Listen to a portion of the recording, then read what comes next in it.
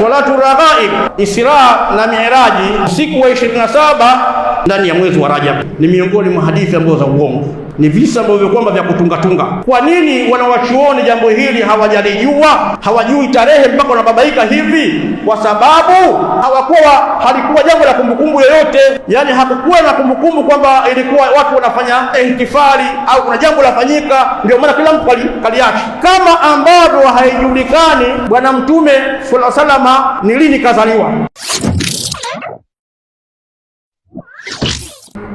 يا أيها الذين آمنوا اتقوا الله حق تقاته ولا تموتن إلا وأنتم مسلمون. وقال تعالى يا أيها الناس اتقوا ربكم الذي خلقكم من نفس واحدة وخلق منها زوجها وبث منهما رجالا كثيرا ونساء واتقوا الله الذي تساءلون به والأرحام إن الله كان عليكم رقيبا.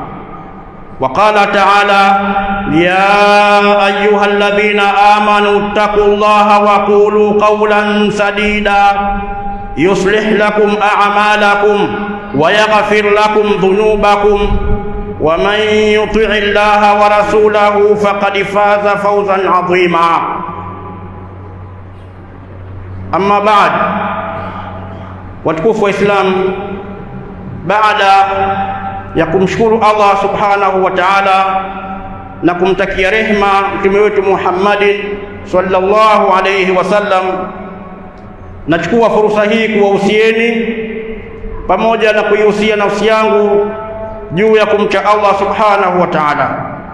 Hakika wamefuzu na kufaulu wenye kumcha Allah subhanahu wa ta'ala. Amesema Allah subhanahu wa ta'ala, inna iddatash shuhuri inda Allahi 12 shahra fi kitabillahi yawma khalaqas samawati wal arda minha arba'atun hurumun dhalika ad-dinul qayyim fala tadhlimu fihinna anfusakum وقاتلوا المشركين كافة كما يقاتلونكم كافة واعلموا أن الله مع المتقين. Allah subhanahu wa ta'ala anatuambia katika aya hii ambayo iko ndani ya sura Tauba, asema inna iddatash shuhuri inda Allahi 12 shahra fi kitabillah, hakika idadi ya miezi mbele ya Allah ni miezi 12 katika kitabu cha Allah. Yani miezi 12 ndiyo miezi ambayo kwamba iko ndani ya kitabu cha Allah, na ndiyo miezi ambayo kwamba anaifahamu Allah subhanahu wa ta'ala. Yauma khalaqa as-samawati wal arda, yauma khalaqa as-samawati wal arda, tangu siku alipoiumba mbingu na ardhi. Na wanachuoni wanasema kwamba ipo katika lauhil mahfudh kwamba tangu Allah alipoiumba mbingu na ardhi idadi ya miezi ni 12 ambayo iko ndani ya kitabu cha Allah subhanahu wa ta'ala, katika lauhil mahfudh, miezi ambayo Allah subhanahu wa ta'ala anaifahamu ni miezi 12, na hii ni ndani ya mwaka. Kwa hiyo mwaka una miezi 12. Akasema dhalika dinul qayyim, hiyo ndiyo dini iliyonyooka sawa, hiyo ndiyo dini ya sawa sawa. Dhalika dinul qayyim, hiyo ndiyo dini iliyonyooka sawa, yani ndiyo dini ya sawa sawa, kwamba katika dini iliyokuwa sawa ni miezi kuwa 12 kwa mwaka. Kisha Allah subhanahu wa ta'ala akasema minha arba'atun hurumun, katika hiyo miezi 12 kuna miezi 4 ni mitukufu. Miezi 12 inafahamika, ambapo kwa mujibu wa kalenda ya Kiislamu mwezi wa kwanza ni Muharram, alafu kuna Safar, kuna Rabiul Awwal, kuna Rabiul Thani, kuna Jumada al-Ula, kuna Jumada Thania, kuna Rajab, kuna Shaaban, kuna Ramadhan, kuna Shawwal, kuna Dhulqaada na Dhulhijja au Hajj. Hiyo ndio miezi 12 ambayo inafahamika hivyo, na Allah anaifahamu hiyo. Kwa Kiswahili tukihesabu, mara nyingi tukisema Muharram ni mfunguo 4 na Safar ni mfunguo 5, Rabiul Awwal ni mfunguo 6. Hii ni hesabu yetu tunayohesabu sisi, kulingana kwamba tukisema mfunguo ni kwamba baada ya kufungua Ramadhani mnakula mchana mwezi wa kwanza, Shawwal mfunguo mosi, kwamba huu ni mfunguo mosi, kwamba ndio mwezi wa kwanza tangu tumalize Ramadhani, au tulikuwa hatuli mchana. Kwa hiyo tumeanza mfunguo mosi Shawwal, tumeanza mfunguo pili. Sasa wengine wanajua kama mfunguo mosi ndio mwezi wa kwanza kwenye Uislamu. La, mfunguo 4 Muharram ndio mwezi wa kwanza katika hesabu ya miezi. Si mahala pake kuelezea kwamba kwa nini Muharram ukawa ni mwezi wa kwanza usiwe Shawwal au usiwe mwezi mwingine, si mada yake. Lakini tunataka kuzungumzia hii miezi mitukufu. Minha 4 hurmun, katika hiyo miezi 12 miezi 4 ni mitukufu. Ni ipi hiyo miezi 4 mitukufu? Kuna wale jamaa wenye itikadi ya Qur'aniyuna, sehemu kama hizi wanababaisha, kwa sababu wao wamekanusha hadithi, hawataki kwenda kwenye hadithi ambapo Bwana Mtume sallallahu ndio amebainisha. Hii imekuja mujmal ambayo inahitaji mubayyan katika hadithi ya Bwana Mtume sallallahu. Katika hadithi ambayo kaipokea Abu Bakra, Abu Huraira, Ibn Umar, hadithi ndefu ambao alihutubu katika hijjatul wadai, lakini miongoni mwa maneno ambayo kwamba kayasema, asema inna zamana qad istadaraka hayatihi as-sana 12 shahra yawma khalaqa Allahu as-samawati wal arda minha 4 hurmun. Asema zama zimezunguka kama ada yake, kama kawaida yake. Mwaka una miezi 12.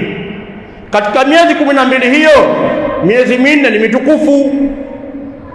Mwaka una miezi 12 tangu siku alipoumba Allah mbingu na ardhi. Katika hiyo miezi 12 miezi 4 ni mitukufu. Akasema 3 mutawaliyatun, miezi 3 inafuatana. Akaitaja ile inayofuatana, asema 3 mutawaliyatun wa wahidun fardu, na mmoja uko peke yake.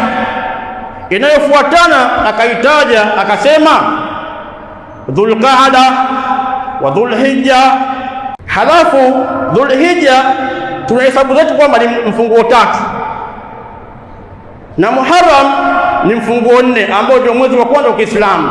Hii miezi inafuatana na ndiyo miezi mitukufu ambayo kwamba kaitaja Bwana Mtume salama akibainisha aya kwamba kuna miezi 4 ni mitukufu. Ni ipi hiyo mitukufu? Akasema 3 inafuatana na mmoja kwa peke yake. Asema wa Rajabu Mudhar, na mwezi wa Rajabu wa Mudhar ambao ndio tuko nao huu mwezi wa Rajabu, huu ndio tuko nao. Akasema na Rajabu ya Mudhar. Kwa sababu gani? Wakati wa jahiliya walikuwa wakitukuza hii miezi, yani walikuwa wakipigana ikifika miezi mitukufu, hawapigani, wanasimama. Na wanawachuoni wasema ni Allah subhanahu wa ta'ala amewapumbaza wakawa pia nao wanaitukuza hii miezi. Sio kwamba wao ndio waanzilisha ile miezi, Allah ameitukuza tangu zama hizo, tangu alipoumba mbingu na ardhi.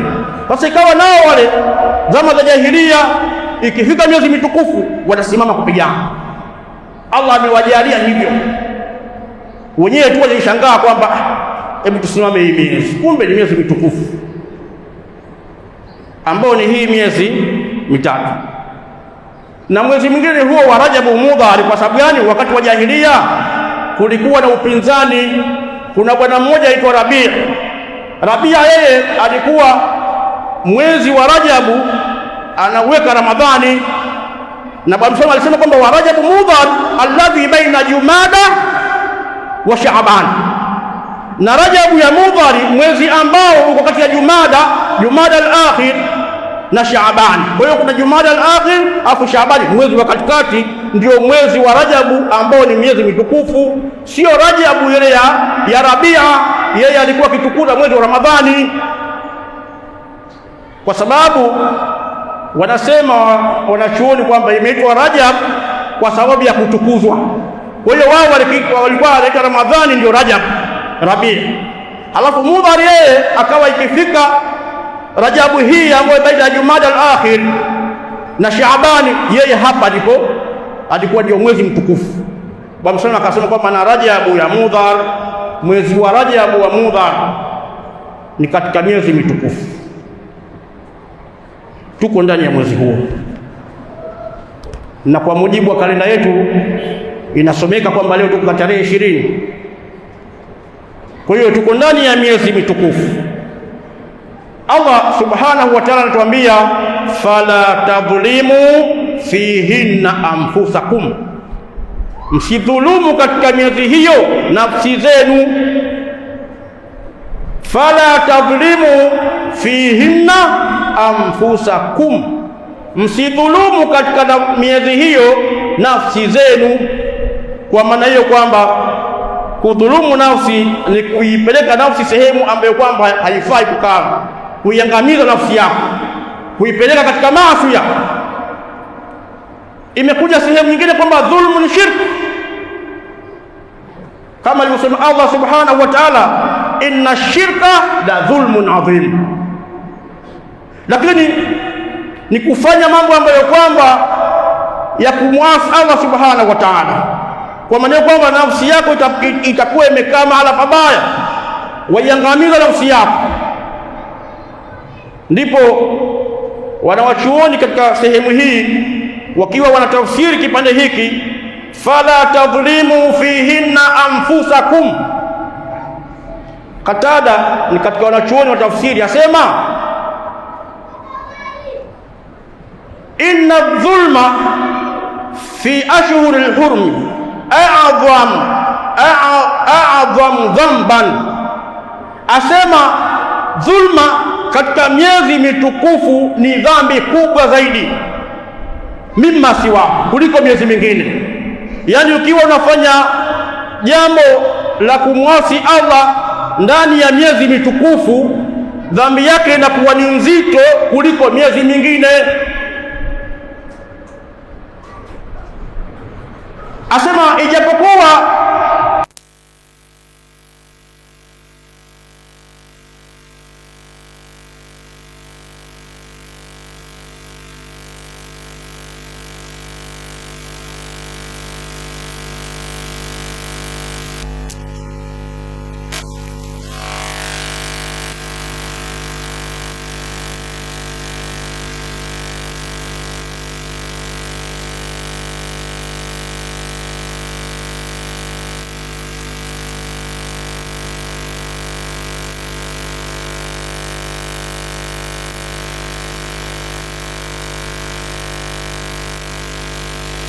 katika watu ina maana kuwa ni bora zaidi. Katika malaika vile vile wapo, amewachagua. Vile vile katika ardhi amejalia sehemu nyingine misikiti yake ni mitukufu kama Maka na Madina na Baitul Muqaddas. Mkwapo unaposwali kule tofauti na swala kwenye misikiti mingine. basi hivyo hivyo amejalia katika miezi pia nayo kuna miezi mingine ni mitukufu kuliko miezi mingine, kama ambavyo kwamba kajalia kuna baadhi ya siku ni tukufu kuliko siku nyingine. Kama siku ya leo ya Ijumaa ni katika siku tukufu zaidi, siku ya Ijumaa kuliko siku nyingine, kama ambavyo kwamba kajalia kuna baadhi ya mausiku kama Lailatul Qadri usiku wake ni usiku mtukufu kuliko masiku mengine. Kwa hiyo hivyo hivyo na miezi nayo iko hivyo hivyo, na mwezi ambao tuko nao ni miongoni mwa miezi mitukufu. Ndio baadhi ya wanawachuoni wa kifikihi kama madhehebu ya Kishafi, wao ikiwa mtu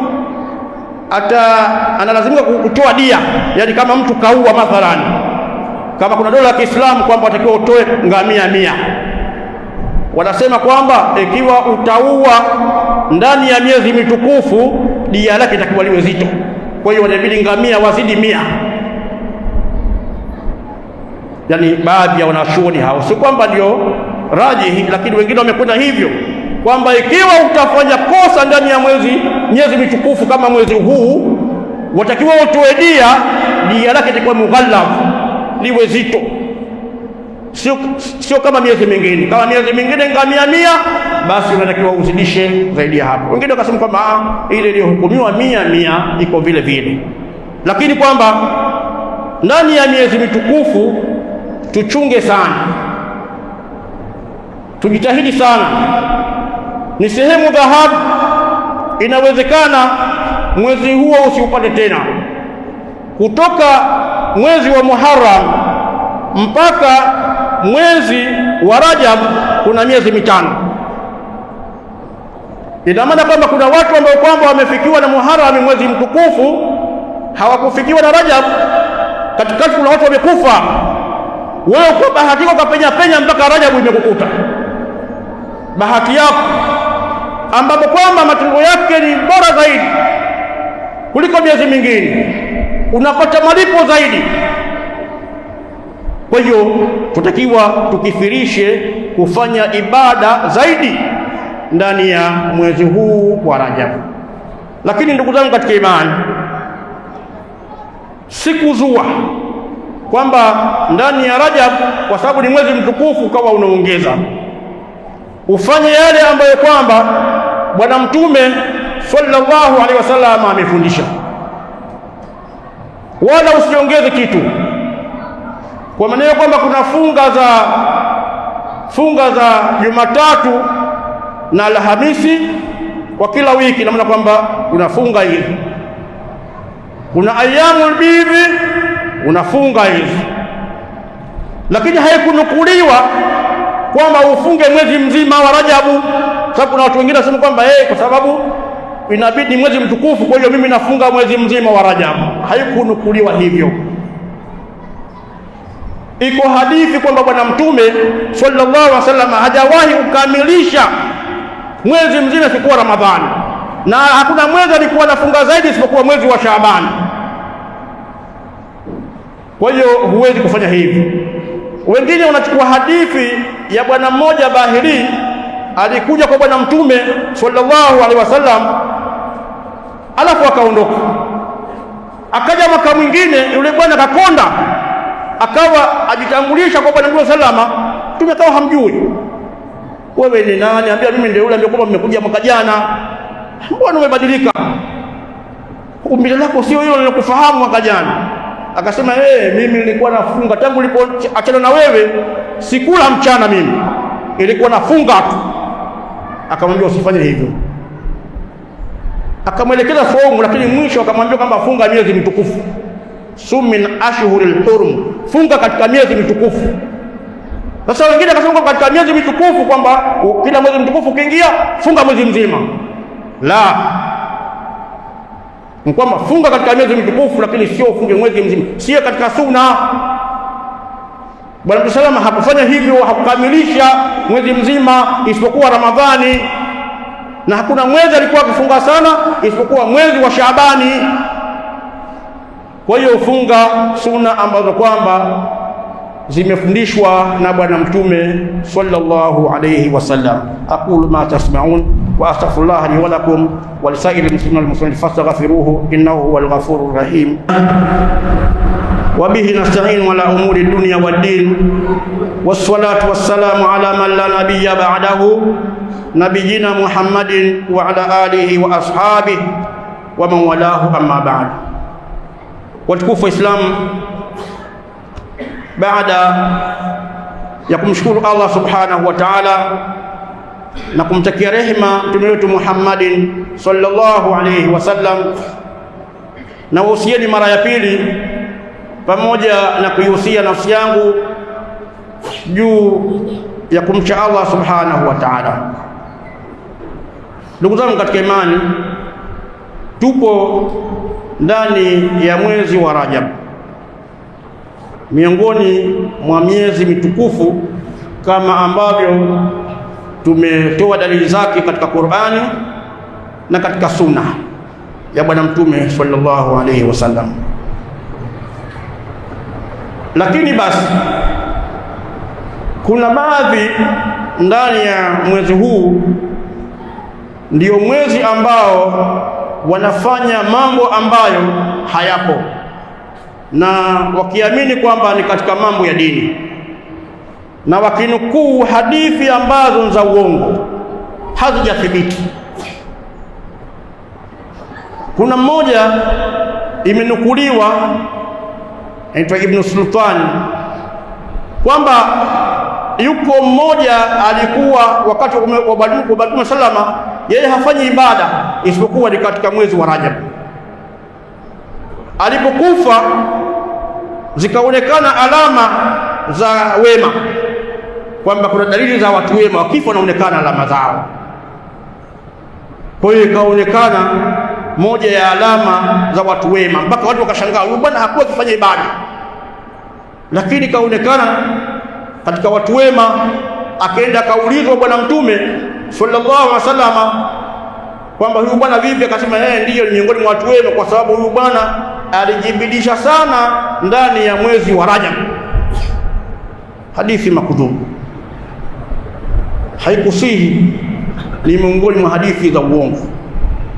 Kuna nyingine hadithi ya salatu raghaib, kwamba Ijumaa ya kwanza ya mwezi wa Rajab kuna swala inaitwa salatu raghaib, rakaa 12 wanaswali, kwamba mtu mwenye kuswali swala hiyo, wameandika katika vitabu, basi huyo hatapata mvuki wa moto ndani ya mwezi wa Rajab, na ni miongoni mwa watu wema. Hadithi ambayo kwamba pia haikusihi, ni miongoni mwa hadithi ambazo za uongo, ni visa ambavyo kwamba vya kutunga. Lakini ajabu, kuna kitabu kimoja cha Imamu Ghazali kinaitwa Ihya'u Ulumi Dini, maarufu kitabu hicho. Ameandika vitu kama hivi, na wengi ambao kwamba wanafanya mambo hayo, maegemeo yao, marejeo yao ni kitabu hicho. Si kwamba kila kinachoandikwa Kiarabu ni dini, au si kila inayoambiwa kwamba hii ni hadithi sahihi lazima ichambuliwe hii imetoka wapi. Imamu Ghazali baada ya kufuatilia kanukuu kitabu cha mwanachuoni mmoja wa kisufi aitwa Muhammad ibn Ali. Yeye anatafuta kitu kimoja kakiandika Qutul Qulubi fi Muamalati al-Mahbubi.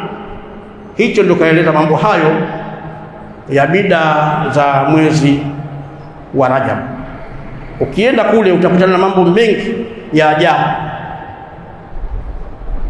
Sheikh Ibn Hajar al-Asqalani alitafuta kitu kimoja kakiandika, amekita Idhharul Ajab fi shahri Rajab, kudhihirisha maajabu katika mwezi wa Rajab. Amejaribu kudhoofisha zile hadithi ambazo kwamba amezitumia huyu Ghazali, Imamu Ghazali, na yale ambayo kwamba ameyaweka kule Muhammad ibn Ali ambaye ni msufi pia akajaribu kuelezea baadhi, pamoja kwamba kuna nyingine kazi yake. Kwa hiyo ni mambo ambayo kwamba ya uongo hayakuthibiti. Lakini kuna tukio kubwa inabidi tuwatanabahishe Waislamu, tukio la kujikusanya katika mwezi wa Rajab kusoma kisa cha Isra wal Mi'raj, na hasa mwezi 27 usiku wa 27 mwezi wa Rajab. Kufanya hivyo ina maana kwamba kama 27 leo ni 20, kwa hiyo inawezekana kabisa kwenye Jumatano Alhamisi wakafanya hivyo, jambo ambalo kwamba halikuthibiti, ni miongoni mwa mambo mauongo. Lakini kisa kimethibiti, yani kile kisa cha Bwana Mtume sallallahu alaihi wasallam, Isra na Mi'raji, Ahlus Sunna wal Jamaa wanakubali kwamba jambo thabiti.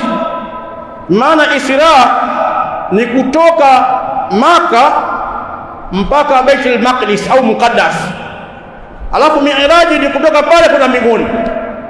Jambo hili limefanyika usiku mmoja, kwamba Bwana Mtume sallallahu alitoka pale Maka akaenda mpaka Baitul Muqaddas, alafu kutoka pale akapandishwa mbinguni. Sahihi. Wengine baadhi ya wanachuoni wanasema imethibiti, lakini hakwenda kimwili, ni roho ndio imekwenda, yeye alikuwa pale Maka. Wengine wanasema kwamba aliota tu, sio kwamba kaenda, alioteshwa.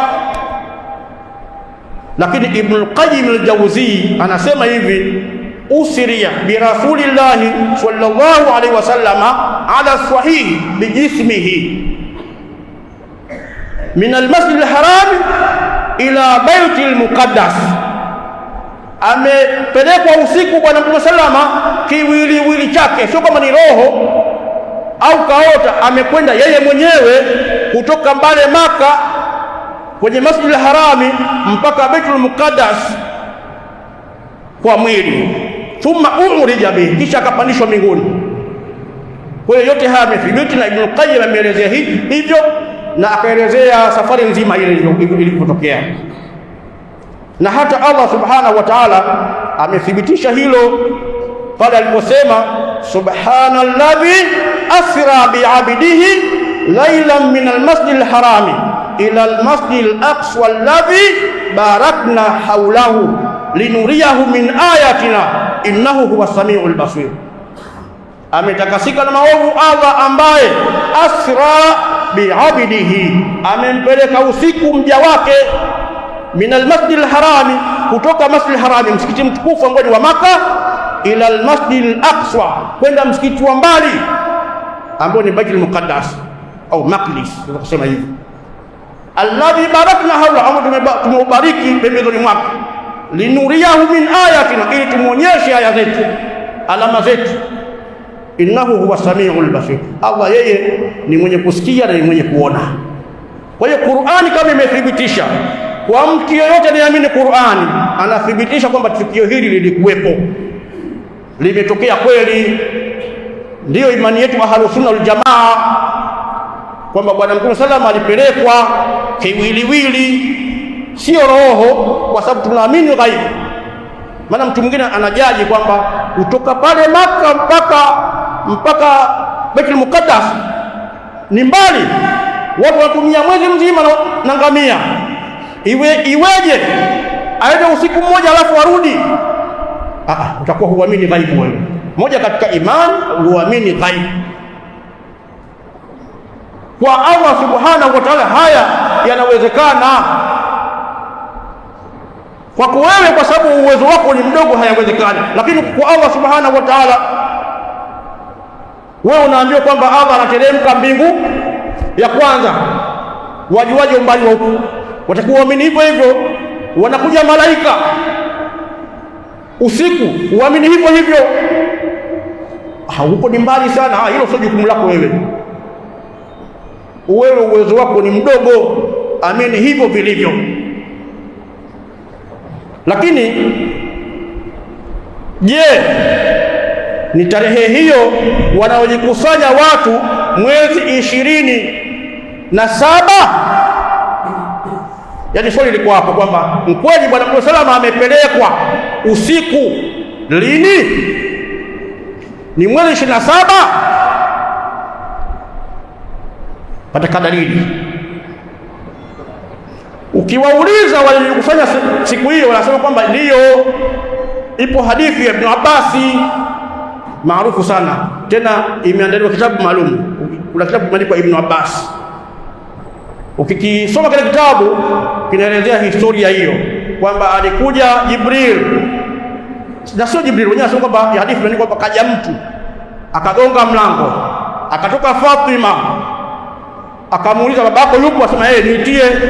Kwa hiyo alipomwita akurudi tena ndani, ndio kaondoka naye moja kwa moja. Tukio lilikuja hivi kwamba kaondoka naye moja kwa moja, hawakurudi tena. Hadithi ya uongo nayo hivi. Lakini kulingana na muda umekwenda, acha nisome maelezo kidogo hapa, tutapata fikra kuona kwamba ni kweli. Asema waqtulifa fi ta'yini zamanihi ala aqwali shatta, kumetofautiwa katika kuainisha zama zake za Isra wal Miraji, kauli nyingi kwamba ni lini. Ziko kauli nyingi. Moja, kauli ya kwanza asema qila kana al-Isra fi sanati allati akramahu Allah bin nubuwa waqtarahu at-Tabari. Kumesema kauli ya kwanza hiyo kwamba Bwana Mtume salama alipelekwa Isra katika mwaka ambao alikirimiwa kwa utume, yani mwaka wa kwanza kutoa utume, mwaka wa kwanza tu akapelekwa Isra. Hiyo kauli ya kwanza, na Tabari ameiunga mkono kauli hii. Waqila kana ba'da al-mab'ath bi 5 sinina, kumesema kwamba Isra ilikuwepo baada ya kupewa utume kwa miaka 5, mwaka wa 5 ndio ambao kwamba kapelekwa Isra. Hiyo ni kauli ya pili. Warajaha dhalika Nawawi wal Qurtubi, na ametilia nguvu hiyo Imam Nawawi na Qurtubi. Ya kwanza Tabari. Kauli ya tatu, waqila kana lailata 27 min shahri Rajab, ndio kauli ambayo wanaenda nayo watu wengi kwamba kumesema kwamba ilikuwa Isra ni mwezi 27 katika mwezi wa Rajab, mwaka wa 10 tangu kupewa utume. Ndio kauli wengi wako nayo hiyo. Hii kauli ya tatu kwamba mwezi 27 mwaka wa 10, mwezi 27 mwezi wa Rajab, yani tarehe 27 mwaka wa 10, ndio wengi ikifika tarehe hiyo hujikusanya. Waqila qabla al-hijra bi 16 shahra, kumesema kwamba Isra ilikuwepo kabla ya kuhama kwa miezi 6 katika mwezi wa Ramadhani mwaka wa 12, yani mwezi wa Ramadhani mwaka wa 12 ndio ilikuwepo Isra. Hiyo ni kauli ya 4. Waqila qabla al-hijra bi sana wa shahraini, kabla ya kuhama kwa mwaka 1 na miezi 2, fil Muharrami sana 13 min an-nubuwa, mwaka wa 13 tangu kupewa utume. Kauli ya ngapi hiyo? Kauli ya 4, kwamba ilikuwa ni mwezi. Hiyo ni kauli ya 5, mwezi yani mwezi wa Muharram mwaka wa 13 kabla ya kuhama mwaka 1 kabla al-hijra. Kauli ya 6, waqila qabla al-hijra bi sana, kabla ya kuhama kwa mwaka 1, ay fi Rabi'il Awwal, mfunguo 6 sana mwaka wa 13 min an-nubuwwa, tangu kupewa utume. Kauli 6 hizo, yani kauli ya kwanza mwaka wa kwanza tangu alipopewa utume, kauli ya pili mwaka wa 5, kauli ya tatu mwaka wa 10 mwezi wa Rajab 27, kauli ya 4 mwaka wa 12, kauli ya 5 mwaka wa 12, yatofautiana miezi ile pale mwezi Muharram, kauli ya 5 mwaka wa 13, Mwaka wa 13 vile vile yataona ya 6 13. Wa 12 ni kauli ya 4. Kwa kauli ziko namna hiyo. Sasa asema hivi, warudati al-aqwalu thalatha, zimerejeshwa kauli 3 za mwanzo. Yani kauli 3 za mwanzo zimetupwa, hazipo kabisa. Bi anna Khadijata radhiyallahu anha, kwa sababu Khadija radhiyallahu anha juu yake tufiati fi Ramadhana, amefishwa katika mwezi wa Ramadhani, sana 10 min an-nubuwa, mwaka wa 10 tangu kupewa utume. Yani Khadija amekufa mwezi wa Ramadhani, kauli thabiti hiyo, mwezi wa Ramadhani mwaka wa 10 tangu kupewa utume. Halafu kauli ya 3 inasema kwamba Isra ilikuwepo mwaka wa 10 katika mwezi wa Rajab, ambao mwaka wa 10 mwezi wa Rajab Khadija yuko hai.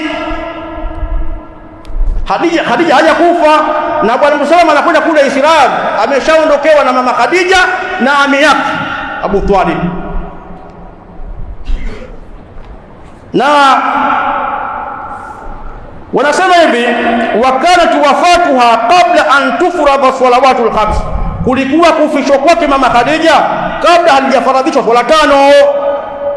Wala khilafa anna farada salawatil khams kana lailatul Isra, na wala hakuna khilafu kwamba ilikuwa kufaradhishwa swala 5 ilikuwa ni katika tukio la Isra. Yani swala 5 zimefaradhishwa usiku ule wa Isra, alipokwenda kule Isra Baitul Muqaddas, akaenda mbinguni, ndipo hapo ambapo kwamba swala 5 zimefaradhishwa. Kwa maana kwamba kauli 3 za kwanza ile hazimo, ikiwemo ile ya mwezi 27 Rajab, yani hiyo haipo kabisa. Kauli zinazojadiliwa ni 3 za mbele kule, kwamba mwaka wa 12 na mwaka wa 13 ambao kwa mara 2. Hapo ndio wanachuoni wanajadiliana pale. Ama hizi nyingine zimetupwa kabisa, sababu hazina wajibu. Mojawapo ni hii ya mwezi wa Rajab, mwezi au tarehe 27, usiku wa 27 wa Rajab. Tukisema usiku wa 27 tunakusudia kwamba ukisikia usiku wa Ijumaa kwamba sasa hivi ni Ijumaa, usiku ule wa jana ambao tumeamka ule usiku wa Ijumaa. Na sasa hivi tuko Ijumaa, jua likizama tu, ukiingia usiku ni usiku wa Jumamosi huo. Kwa maana kwamba ukihesabu tarehe 26 Rajab, ukiingia usiku umeshakuwa usiku wa 27. Ndipo watu hujikusanya misikitini kwa ajili ya kusoma hilo kisa. Kwa nini wanawachuoni jambo hili hawajalijua? Hawajui tarehe mpaka wanababaika hivi? Kwa sababu halikuwa jambo la kumbukumbu yoyote. Yani hakukuwa na kumbukumbu kwamba ilikuwa watu wanafanya ihtifali au kuna jambo lafanyika, ndio maana kila mtu kaliacha.